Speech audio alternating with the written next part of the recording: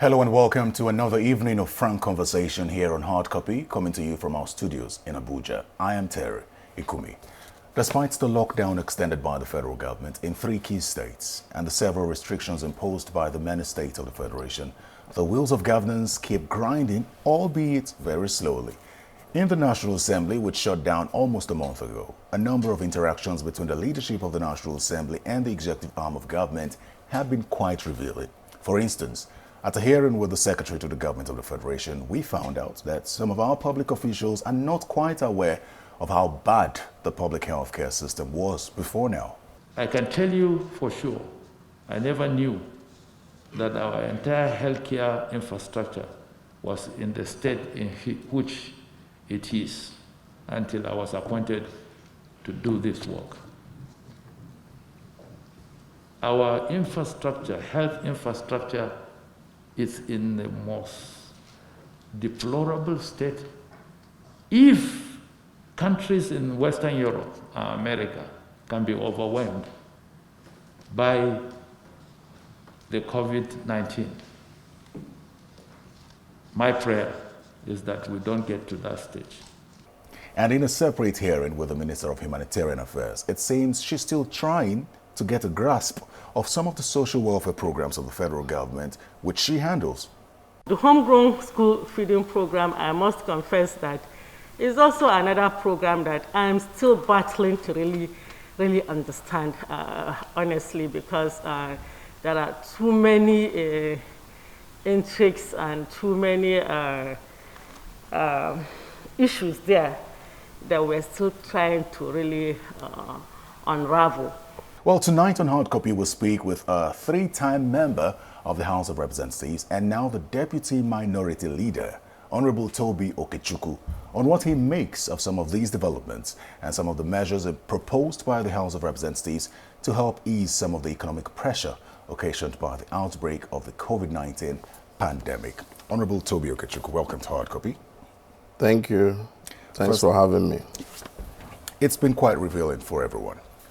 For you, what's your takeaway from what you've seen so far as this pandemic is concerned?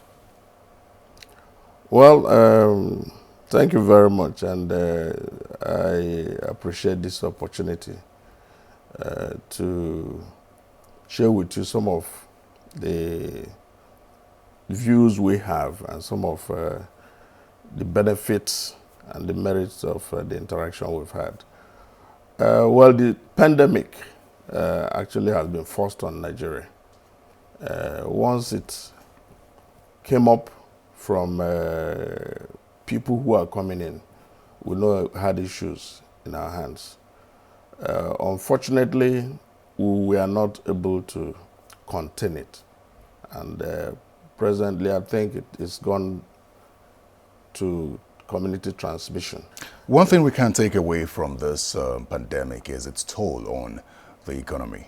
And I know firsthand that before the House of Representatives went on break, there was a particular bill, the Emergency Economic Stimulus Bill, that was passed by the House, speedily passed. Now, some persons have looked at that bill and questioned it. In fact, let's first take a look at what that bill was intended to do. It was supposed to provide temporary relief to companies, secure jobs, provide mortgage relief, and some other things. Now, but there have been criticisms about this. I take, for example, the tax rebate aspect of this bill. It's stated clearly here that 50% of the income tax is supposed to be remitted back to the company. But there have been questions about this. I'll give you an example of what one of the analysts said. And he said in clear terms that this is not really addressing the economic problems and business help it's supposed to give to these companies. Let me give you an example of what he said. The analysis here says, for example, person earning 25,000 naira in a company pays an income tax of 250 naira. At the end of the month, the tax relief is supposed to be half of that, which is 50%. That's about 125 naira. So what this bill is saying is, keep your employees, maintain their status, and at the end of the year, you get 125 naira from that particular person as rebate. Why would an employer want to pay 25,000 naira and keep a person in a position when they're not making as much money just to get 125 naira back? Well, first and foremost, what you must understand, we are commissioned for 4 years to first legislate and then do an oversight. That reaction, that stimulus plan was an early reaction to what you wouldn't know would go to this extent. You wouldn't anticipate that Nigerians would be locked down for one month. You wouldn't expect that this will go on for. It's our wish that it stops at 1 month or that this pandemic will be contained within 2 weeks. That is our wish. But the reality is different. But the beauty of the law when you legislate is that you can retool yourself. First, it grants, the stimulus plan was supposed to grant tax relief. It was supposed to address issue of mortgages.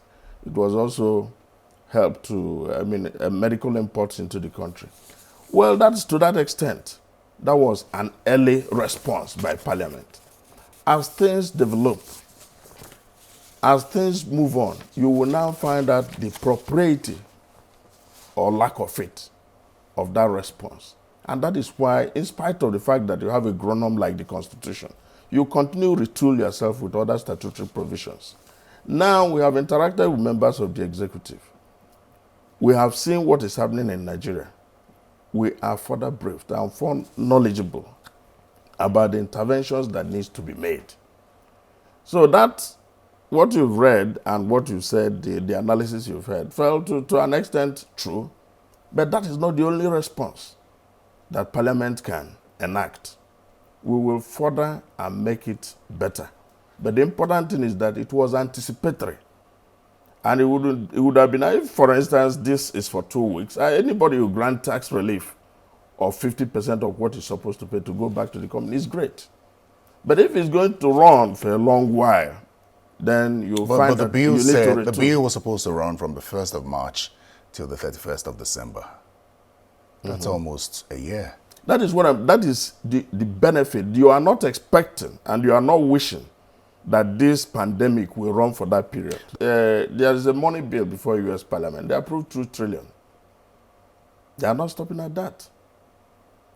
They are trying to make further provisions for companies as the issues emerge. You mentioned the U.S. Parliament and how they are sitting on a bill, but then it draws the question of how the National Assembly shut down hurriedly. We just heard about cases in double digits when the National Assembly shut down, and begs the question, why is the National Assembly the only arm of government that has completely shut down, despite the meetings, which is restricted to just the leadership of the National Assembly? How do we operate a democracy without the National Assembly? We've not even heard about virtual meetings of lawmakers. British Parliament didn't shut down till about 26th of March, and that's when they had almost 90,000 cases. But National Assembly shut down with just about 10, 11 cases at the time. No, you are not shutting down based on cases. There was the Easter that was coming on. We are due to be on holiday. The leadership has been very active, engaging members of the executive. There is nothing that has come up that has not been tackled. More importantly, the bill you are talking about that was passed, how was it passed? It was an anticipation of some of these challenges.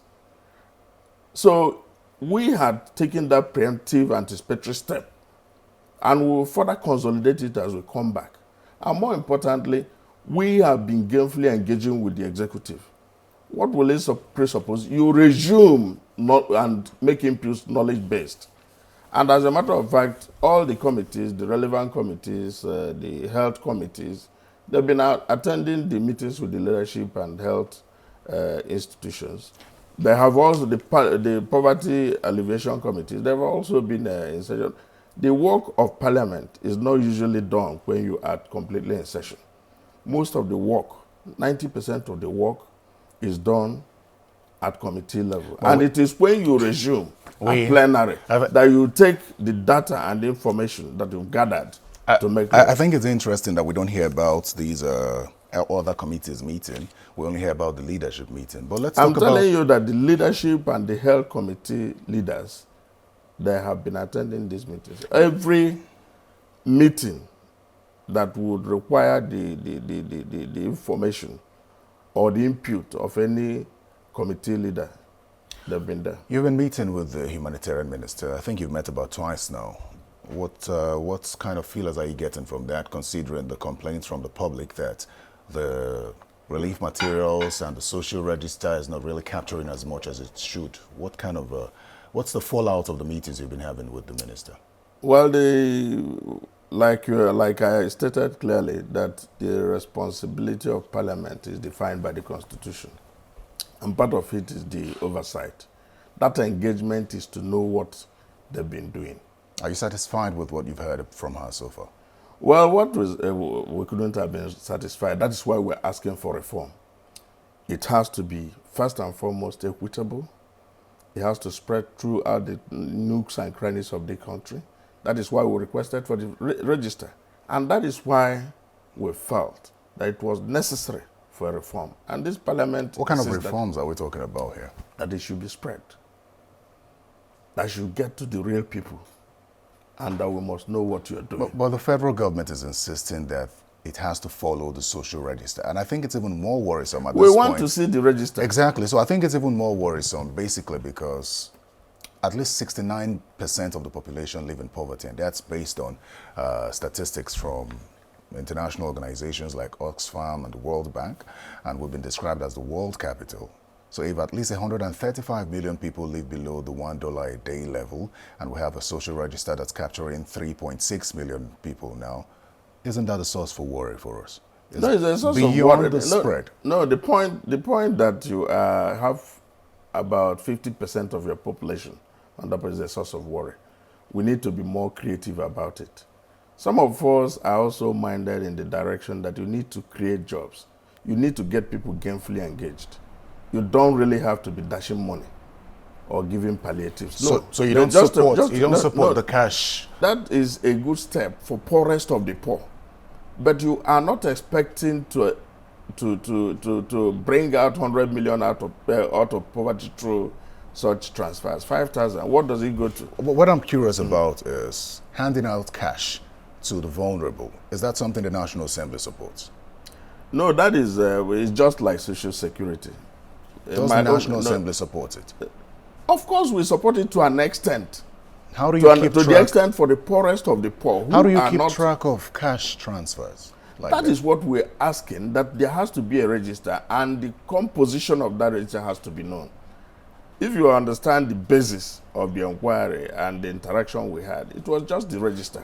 We said, let us have this, and we want to know how you have been applying it. So I'm speaking beyond the register now.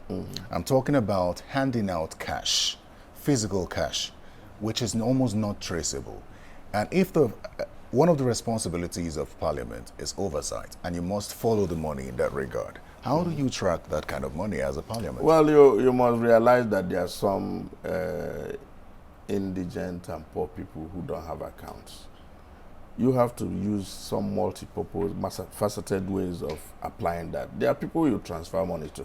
There are people you can also give cash. But that cash has to be traced to human beings. But it doesn't still answer the question. How does the National Assembly plan to track that money? No, how we plan to track that money is the oversight. First and foremost, if you have a register and it has some names, look, as an individual, I have a constituency. I have the responsibility to get across all the people who are beneficiaries and make an inquiry about that. And what I am saying is that when that was not coming up, that was when we said, look, let us know how you're doing this. And it is the responsibility of Parliament to make sure that it is done properly. And where it is not done properly, it interrogate the process. But going forward, it has to be reflective of all the nooks and crannies of this country. And it's not something that should be unknown to Parliament. It should be known to us because these people are residing in particular places. The House has championed the cause to provide free electricity for Nigerians for 2 months. It's been 3 weeks now, almost 3 weeks, and there's no end in sight. The reason, from what we understand, is that somebody has to pay the cost. Where are we with that? Well, these are issues that arise, and like you said, look, we passed some stimulus bill. If we return, and we have to interrogate the process of who should pay. But what is very universal is that if you give some relief for 2 months, for Nigerians, it's some savings. Totally, I understand it's about 52 billion per month. And if that happens, what will it boil down to? It means you have some money in the pocket for Nigerians. It will be a universal relief for everybody who is due to pay. But the point is that you have to check the cash flow, the inflow, the income you have vis-a-vis, how it is going to be paid for. The discos, are they going to make some sacrifice? The Gencos, the transmission companies? Sadly, it seems that the House did not take into consideration some of these things and did not make the necessary inquiries and was solely dependent on the discos making this sacrifice. And that's why we are where we are today, despite the fact that this has been canvassed for almost 3 weeks now. Well, let's move on to look, it's an expectation that if we have the buy-in of the operators, it will be done. It is an expectation. For instance, in other jurisdictions, you can say, okay, please, let's have a moratorium of 2 months. The leadership of the House announced a donation of 2 months' salaries from lawmakers in the House of Representatives to the federal government in the fight against COVID-19. And since then, there have been reactions. We understand that lawmakers have started receiving their March salaries, even though they explained that it's because the decision to donate that money came quite late and salary payment had been processed, so it's going to be deferred to the months of April and May. Well then, there have been reactions from lawmakers. Some of them say they were not consulted before that decision was reached. You're a leader in the House. Is that true? Well, you can look at it different ways. When the House is on recess and we have various ways of contacting our members, and if leadership met and make that commitment, it is a matter of goodwill. It's not that that is going to solve Nigeria's problem. If the leadership of the House agrees on a commitment. So it was a decision of the leadership of the House? The leadership of the House in concert with members who their leader, the zonal leaders will communicate. So I don't think that there is anything untoward about it. But people may have different views about it. Well, how does it make you feel now hearing some lawmakers come forward to say that it was not How their many decision? have you heard? I've heard a number. I've also How heard, many? Just a second, I also know that the PDP caucus of the House has said that they did not want, or they still do not want, the monies they are going to be donating to even go to the federal government. They want it distributed to the states. It still boils down to the communication that it was a decision taken by the leadership. The point is some their views on how the expenditure is to be made. Some of us are saying that it should be project specific. For instance, if you want to talk about testing centers, deal with testing centers, let us know what it comes to. If you want to deal with isolation centers, deal with isolation centers. There are views like that. You understand? But the important thing is that, look, this is a commitment we've made and a donation we want to do for the common good. 2 months is huge, considering that you are going to sacrifice that. But if it is something we do for the benefit of Nigerians and to make sure that this ailment goes away, the pandemic goes away, well, I think most of our members are willing to do that. I think at this point, would have hoped that the National Assembly would have reconvened for some emergencies that have crept up. We're quite surprised. Very shortly. It will happen very soon? Yes, very shortly. Very well then. Honorable Toby Okechukwu, thank you so much for finding time to come speak with us on Hard Copy. Thanks for having me.